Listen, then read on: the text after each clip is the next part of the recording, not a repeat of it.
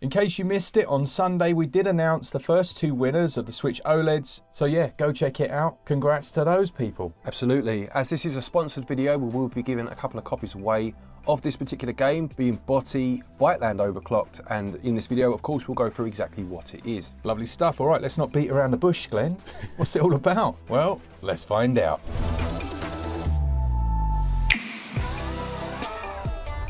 Narratively, you take on the role of Boti within Byteland, who's trying to save the digital world. He is accompanied by 0 and 1, and he's trying to clean up bugs, viruses and glitches within this system. Yeah, the main arc of the story is to try and overclock the system and try to clear it of the bugs and glitches, hence the title. And this basically equates to a 3D action platformer. Yeah. Gameplay wise then, as Glenn's just said, the core mechanics revolve around that 3D action platforming that you'd have experienced back in the day, but with some modern twists. It actually feels a bit more like a modern 3D Mario in that regard. Yeah, so in terms of your moveset, you have a double jump right off the bat, and you do pick up a couple more moves as you go along. You have, or will pick up, sorry, almost like a push-pull mechanic, which relates to magnetism, and you can move certain blocks and obviously solve some of the environmental puzzles along the way using this. And you also have a scanning device which allows you to pick out enemies once you've scanned. As you'd expect, there are various collectibles to get. I think they're called megabytes, is it? And bot coins? You've got bot coins for sure, yeah, and there's other bits and bobs along the way. You can also find more costumes that you can then obviously change into as you go along. And these are off the beaten path, and obviously they encourage exploration. Lovely. The whole thing can be played in seamless co-op as well, which is nice. You just connect a second controller and the screen splits down the middle and off you go. It's nice to see proper co-op, isn't it? Yeah, old school split screen co-op is always nice. And it's nice to see that both players have an active role in it, and you know, second player doesn't take on a strange side activity, as is sometimes the case. Those collectibles are often used to activate switches and things, aren't they, and platforms? Yeah, so the files, which is like the lowest form of collectible, if you like, you know, they're your coins or your rings in Mario and Sonic. You'll find these just pretty much everywhere by defeating enemies and what have you. And you use these you put these into caches, and doing so, once you reach a certain limit, will open doors and allow you to find more of the level as you go along. Lovely. I noticed that you can also do a dash move, and you can perform that in the air, and then holding the jump button down does that kind of like glide mechanic, doesn't it? It does, that's right, yeah. So you've got your glide, you've got your dash, as you mentioned. You've also got like a ground slam as well, and you'll need this for certain buttons that you need to press with a bit more force and what have you. All the classic kind of 3D platforming moves. And it features combat as well? It does, yeah. So you will attack with Y, and there are, you know, a host of different enemies that you'll experience or encounter as you go along. As I mentioned a minute ago, these drop the files that you can then put into the caches to move on through the level, basically. Now, I did notice that on the Switch version, rather than using your shadow to be able to accurately gauge your jumps, it uses like a blue dot below the character. It does, yeah. I still struggled with perspective sometimes. Obviously, you'll be moving the camera as you would expect in a 3D game. Sometimes perspective was a bit of an issue, but having that, you know, at least gave you some sort of indication as to where you're going to land up. And it's more prominent when you glide, so it's a good idea to activate that glide when you're going across chasms and whatnot. Lovely. As you get later in the game, is there anything like unlocking new abilities or better versions of what you've got?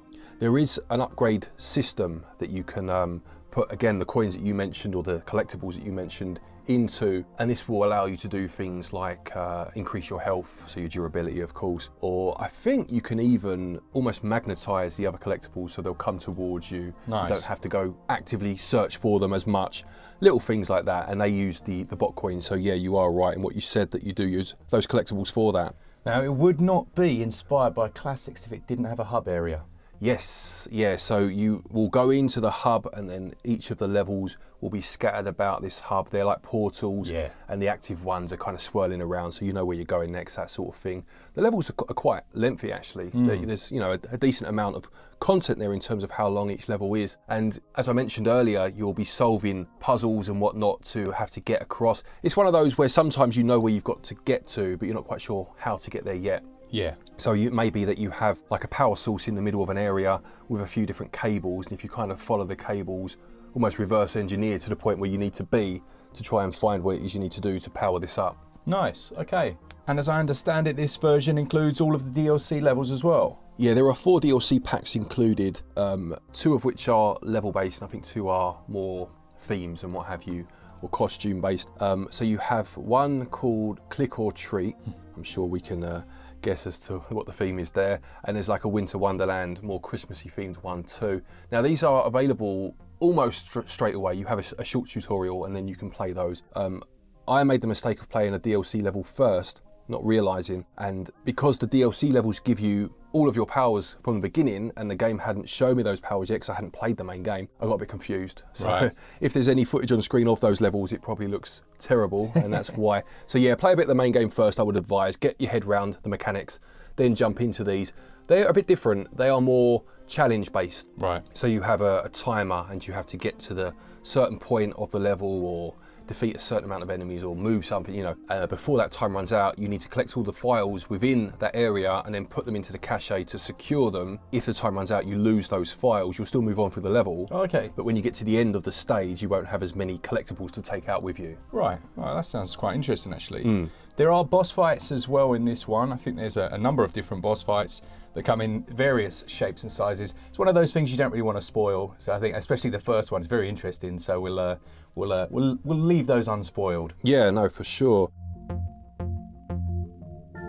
Let's move on to visuals and audio now then. And in terms of the visuals, obviously it goes for that kind of cutesy, colourful style that was almost synonymous with the 90s platformers. And there are some dips in terms of performance. You'll notice those at certain points, but I do think on the whole, the style does work well for this type of game. Yeah, it does. As you say, like a couple of performance dips. My biggest thing I think that they're going to work on, and I have actually spoken to the developers, is the texture quality. So some of the textures just drop down a bit too low than you would expect, you know? Yes, I agree with you. And one other minor nitpick would be the load times are a little long, but because the levels are quite long, it does at least break them up a bit, you know? Yeah, I was pleased to see that it was able to at least maintain performance when you were splitting the screen as well. I thought it was going to really tank, honestly. And it doesn't. It's mostly 30, like you say, with a couple of dips. Nice. Sound and audio has some nice aspects. I didn't pay huge attention to the soundtrack, but what I did pay attention to is in co-op, the characters talk to each other, which is quite nice. Yes, that is quite nice actually. And there is full voice acting through the main story of the game. It has a few comical moments as well. Relatively early on, you meet a character called Detective Columbot, and obviously he sends you off trying to help him with a mystery, which is quite nice. And as I didn't experience co-op, so I can't say for that, but the characters, you, yourself, and the two that are with you, they talk to each other as you're going through the main game as well. Lovely. I'd like to hold an unofficial poll with the subscribers. If you know who Columbo is, or don't, put it down in the comments. I bet you most people don't even know who Columbo is. Please don't say he discovered America, because that would be upsetting. Whilst we're in a Mac. And talking like very strangely. One final thing, my wife loves you, but... This is the workplace. No one will get that reference either. No, they won't. Man. One thing to note on price is there was a slight error on Nintendo's end, and they put the UK price to $27.99 for the base game. That will be fixed in February, but right now you can get the launch discount as well as the owner's discount on the deluxe edition, which takes it to lower than that price. So yeah, my advice would be to grab the deluxe edition while it's actually significantly cheaper. And again, you do have a launch discount of 20% or an owner's discount, which is even higher if you own one of Untold Tales games. All the information about that's in the description. So that's it for Boti Byteland Overclocked. Let us know what you think of it in the description. As Glenn said at the start, we've got a couple of copies to give away, which is always nice. And a thanks to the publisher who have sponsored this episode. Absolutely. A thank you to our patrons and our channel members for your continued support. Take care, and until next time, happy gaming.